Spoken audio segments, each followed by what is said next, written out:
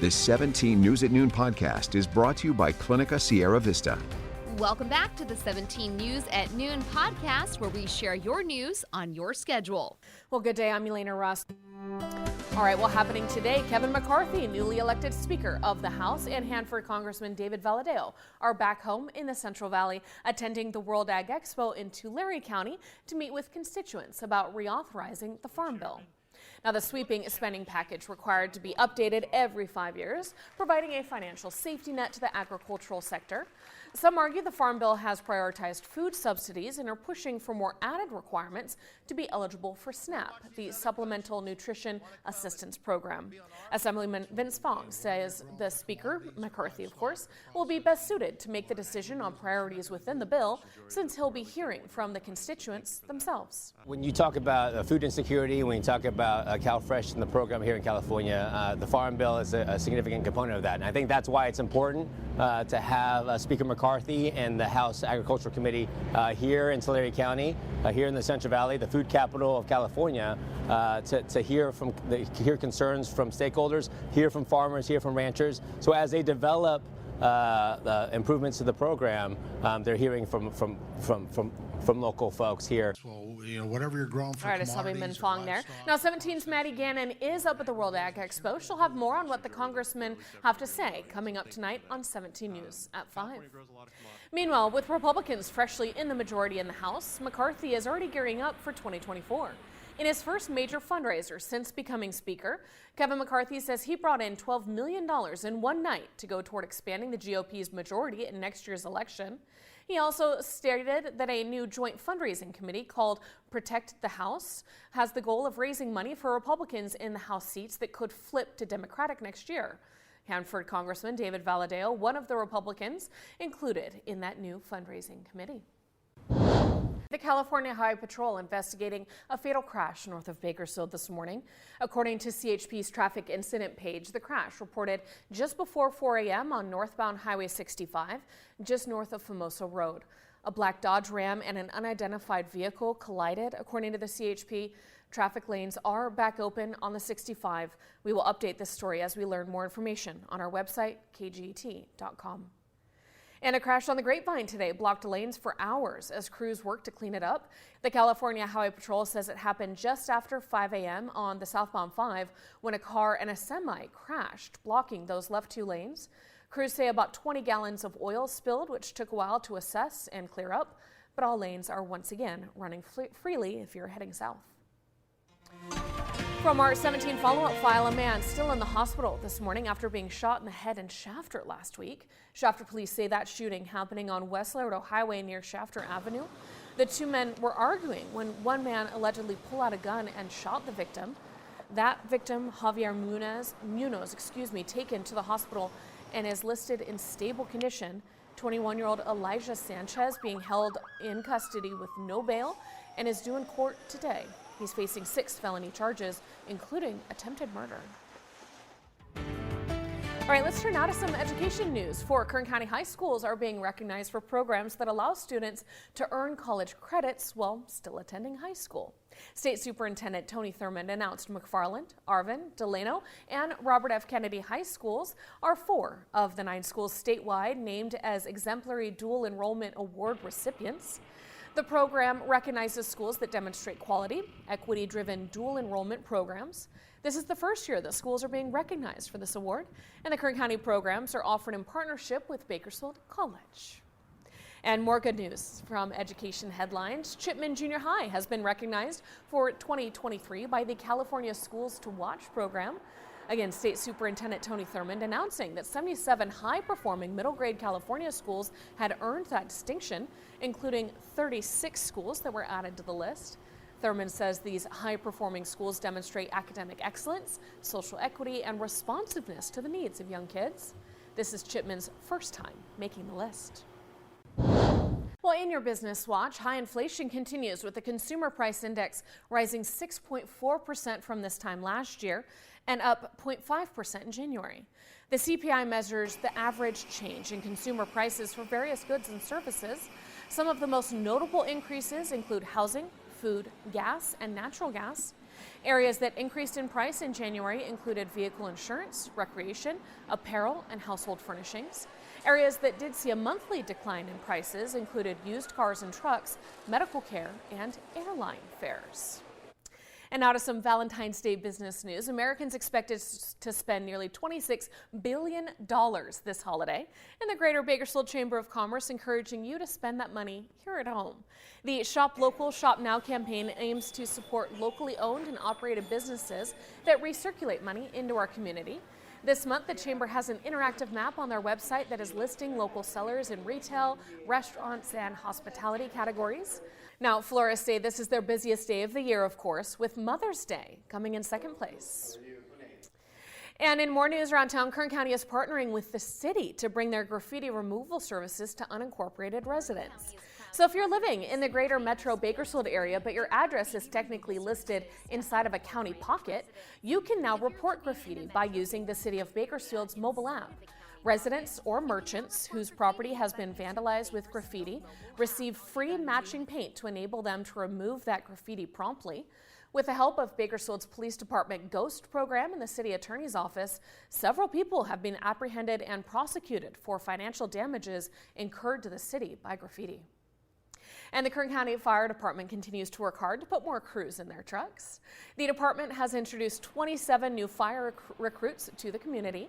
These recruits will now spend the next 18 weeks in the Fire Academy before they begin on-the-job training. KCFD says in the last 12 months, they've had 5 academies, which equals 140 new firefighters protecting our communities. The next academy graduation coming up March 31st, with this new academy to follow. Hello, this is Tim Callahan with Clinica Sierra Vista, and we're excited to unveil the Community Health Center of the Future, our comprehensive care center. It's located right across the street from Memorial Hospital. We have every service under one roof, from family medicine, OBGYN care, dental services for adults and children, behavioral health, and much more. So find your way to better care at Clinica Sierra Vista this year at our comprehensive care center. Visit our website, clinicasierravista.org, for the latest on this project. We'll see you soon. All right, well, in your 17 Health Watch, pregnant women being warned to avoid eating canned tuna after high mercury levels were reportedly found in 5 popular brands. Doctors say the neurotoxin can affect brain function and cause developmental delays and memory problems in children. Consumer Reports says the following brands are impacted: Bumblebee, Chicken of the Sea, Safe Catch, Starkist, and Wild Planet. Light tuna tends to have less mercury than albacore. 4 of the 5 companies insist their products are safe and within FDA standards.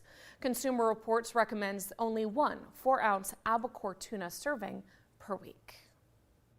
And now let's talk about some other local health headlines. Kern Medical taking another step in expanding their services yesterday with the opening of their Q Street Imaging Center. The new imaging center in East Bakersfield focuses on women's imaging services and houses state-of-the-art equipment that can provide CT scans, ultrasounds, mammograms, bone density, x-ray services, and more. The new location features 7 machines and a staff of about 10 people. Suzanne Knight, the radiology manager for Kern Medical, says this new imaging center makes things easier for their patients. It's been really hard for our patients to come to the hospital to get seen. Parking is an issue, and just the logistics of a large building. And now they have the ability to drive right up really close to the front door and come in and get imaging and not have to hassle with the whole hospital setting. The imaging center open Monday through Friday, 7 a.m. to 4:30 p.m. Kern Medical accepts Medi-Cal, Medicare, Blue Cross, Kern Family Healthcare, HealthNet, and others. The family of a man who was shot and killed in East Bakersfield earlier this month says they want answers, as 2 suspects in the case are scheduled to face a judge tomorrow. The shooting happened February 4th on Baker Street near East Truxton Avenue. ShotSpotter sensors picked up about 19 rounds fired about 1:30 a.m. Court documents say footage from multiple surveillance cameras captured a Ford Explorer circulating the area and then leaving after the shooting. Family members held a car wash yesterday to raise money to lay the victim, identified as 37-year-old Rafael Gonzalez, to rest.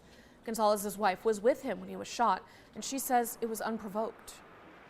And we're just parking cars like normal, and out of nowhere this guy came up with the face mask and everything and just started shooting at my husband. He hasn't done anything to nobody. He was a really good guy. He was a big teddy bear. he loved everybody. He did helped anybody out. The suspected shooter, 37-year-old Rafael Lopez, and his suspected driver, 19-year-old Giovanni Garcia, have been arrested and are being held without bail.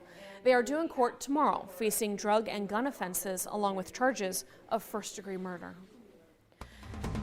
And continuing your court watch, a Delano man pleaded guilty yesterday to distributing more than 500 grams of methamphetamine. This coming according to the U.S. Attorney's Office. Court documents show 34-year-old Ernesto Zebre was charged as part of Operation Red Reaper, a multi-agency operation that resulted in 3 federal cases charging 23 people with drug trafficking. The months-long investigation uncovered evidence that the Nuestra Familia prison gang and its associates were responsible for large-scale trafficking of methamphetamine, various firearm charges, and other violent crimes in Kings and Tulare counties. Zebre, while on probation, was also arrested in 2019 for distributing 2 pounds of meth in Delano. State lawmakers are going to try to officially repeal a 15-year-old voter initiative meant to ban same-sex marriage in the state. 2 Democratic lawmakers plan to introduce an amendment today that would enshrine marriage equality in the California Constitution. Practically speaking, the constitutional amendment they are looking to rescind hasn't been enforced for years. But gay rights advocates are moving with renewed urgency because of last year's Supreme Court ruling overturning Roe v. Wade.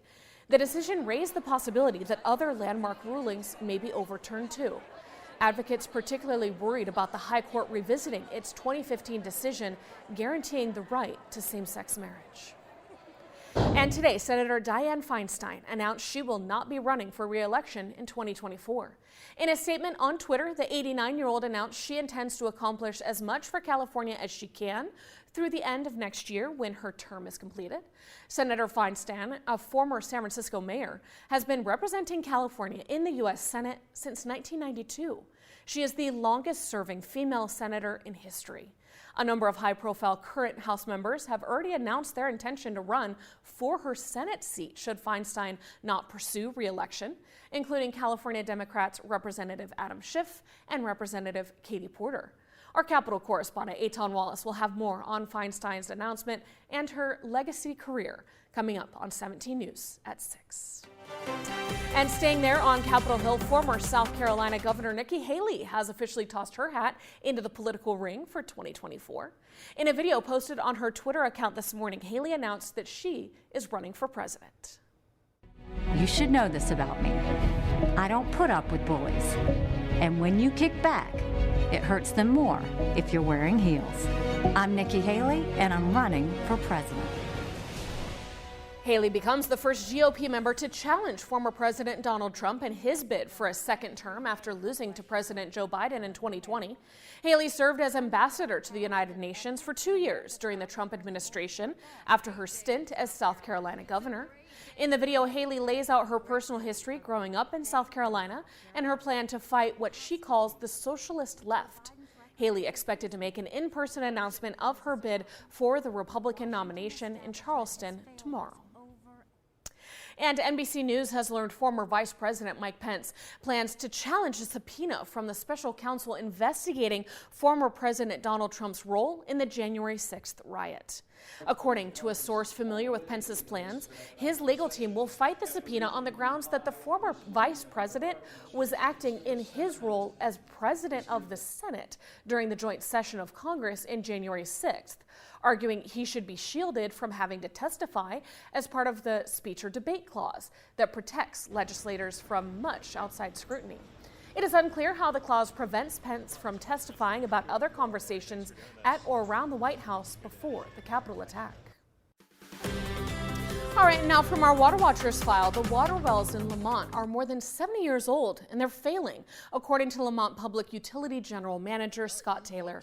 But thanks to a $25 million grant from the California State Water Board, the Lamont Public Utility District is working to replace 3 water wells to serve residents with clean, safe drinking water.